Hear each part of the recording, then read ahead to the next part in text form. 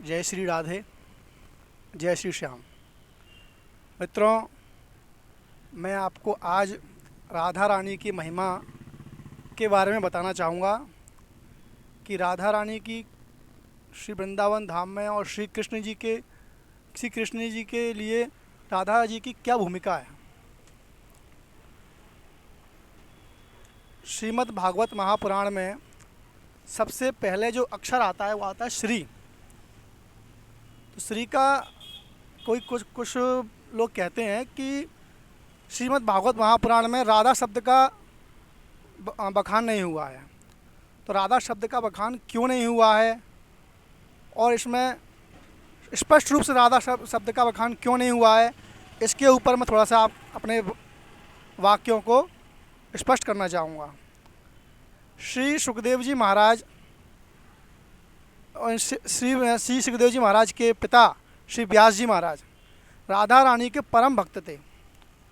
तो एक दिन जब श्री व्यास जी महाराज श्रीमद् भागवत महापुराण को लिख रहे थे, उसकी रचना कर रहे थे, तब उनके मन में विचार आया कि यदि मैं श्रीमद् भागवत महापुराण में राधा रानी का बखान कर दूंगा तो ये जो महाकाव्य है मैं कभी पूरा लिख ही नहीं पाऊंगा। क्यों? क्योंकि यदि मैं राधा शब्द का बखान किया तो मैं राधा की समाधि में मग्न हो जाऊंगा।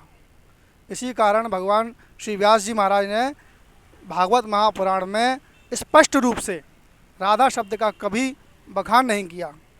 यदि राधा शब्द का बखान कर देते तो ये पुराण कभी लिख ही नहीं पाते, समाधि लग जाती, उनकी वर्षों की समाधि लग जाती। इसलिए उन्होंने श्रीमद् भागवत महापुराण में श्री शब्द का उच्चारण करके ही राधा शब्द को व्यक्त किया है। श्री का मतलब लक्ष्मी एवं राधा से है और राधा श्री कृष्ण का आधा है। जैसे यदि कृष्ण माला है तो राधा उसका माला का धागा है। बिना धागा के माला कभी पूरी नहीं हो सकती। जिस प्रकार से अगर कृष्ण चंदन है तो राधा पानी है। यदि चंदन में पानी नहीं मिलाओगे तो वह उसको आप माथे मस्तक पर नहीं लगा सकते। यदि राधा श्री कृष्ण अगर श्रोता हैं तो राधा वक्ता हैं। बिना वक्ता के श्रोता का कोई औचित्य नहीं है।